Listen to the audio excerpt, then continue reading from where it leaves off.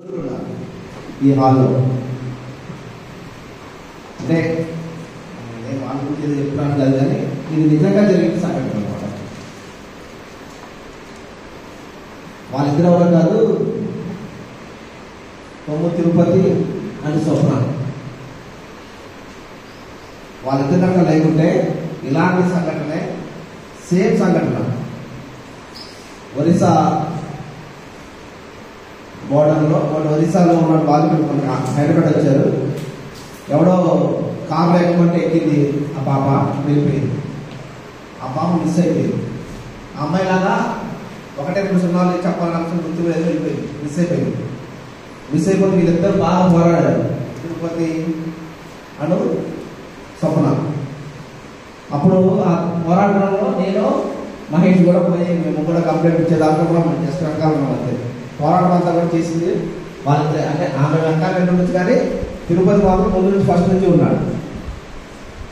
అది ఎప్పుడు తెలిసిందంటే ఆయన పోరాడకపోతే ఆ పిల్ల ఇక చనిపోయింది అనుకుంటారు వాళ్ళు, కనిపెట్టారు. ఇప్పుడు ఆయనకి ఒక కూతురు అలా దొరికింది, ఇంకొక బిడ్డ ఆయన దొరికింది అనమాట అప్పుడప్పుడు. కాబట్టి మనం ఏది చూసినా కూడా మనం ముందుకు వెళ్ళడానికి కొంచెం ఆలోచించాలి. ఎవరైనా లిఫ్ట్ అయ్యేటప్పుడు కానీ ఏదైనా ఎక్కేటప్పుడు కానీ జనం కొంచెం ఆలోచించుకోవాలి. మనం అనుకున్నంతగా అయ్యేం కదా, వాళ్ళు ఫస్ట్ నుంచి మొదటి నుంచి మార్నింగ్ నుంచి సత్తా చేస్తున్నాడు.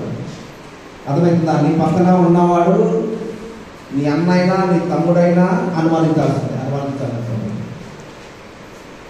అట్లాగే మా బాయ్స్ కూడా చెప్తున్నాను, నీ ఇంట్లో అక్క చెల్లిని ఎలా చూస్తున్నావో బయట సమాజంలో ఆడపిల్లలు కూడా వాళ్ళకపోతే రాబోయే తరంలో ఆడపిల్లలు అనేవి కష్టమైపోతారు. అర్థమవుతుందా? కాబట్టి ఆడపిల్లని తక్కువ చూడటం అనేది చేసిన ఈ క్షణం నుంచి కనీసం ఆడపిల్లని, ఇంట్లో ఉన్న ఆడపిల్లని బయట పిల్లలను కూడా అలాగే చూడటానికి ప్రయత్నం చేయకపోతే ఇంకా మన సమాజంలో మనుగోలేదు, ముఖ్యంగా మగపిల్లలకి. అర్థమవుతుందా? నేను ఎన్నిసార్లు ఎన్ని వీళ్ళు చెప్పినా కూడా మమ్మల్ని చాలా విచిత్రంగా చూస్తూ ఉంటారు.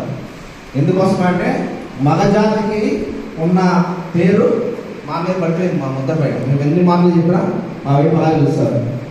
కాబట్టి దయచేసి ఇంకా ఇంకా ఈ మగవాళ్ళ పేరుని చెడగొట్టకుండా మీరు సమాజంలో మంచిగా ఉండాలని చెప్పి నేను 2 మెసేజ్లు మీకోసం చేశాను. ఇంకా చాలా ఉన్నాయి, ఇంకా సమయం లేదు కాబట్టి గ్రూప్ నెంబర్ 6 వాళ్ళు వచ్చి కూడా ప్రెజెంటేషన్ చేయండి. గ్రూప్ నెంబర్ 6 ఫాస్ట్గా మీరు ఆ